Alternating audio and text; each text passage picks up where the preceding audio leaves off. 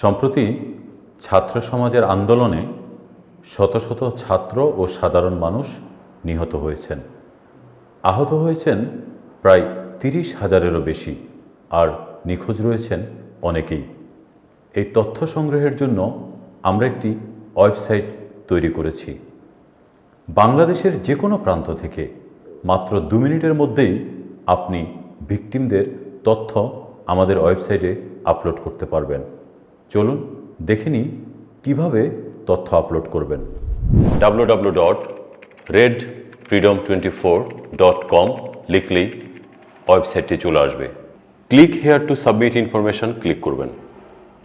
Name, age, date of occurrence, address,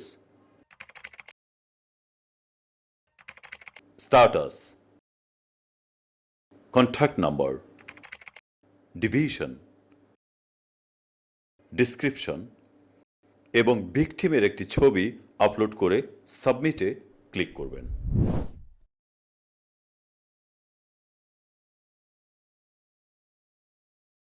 এই ওয়েবসাইটটিতে তথ্য সংগ্রহ থাকলে ভিকটিমদের সরকারি বা বেসরকারি সংস্থার যে কোনো ধরনের সহযোগিতা, চিকিৎসা ও আইনি পরামর্শ পেতে সহায়ক হবে।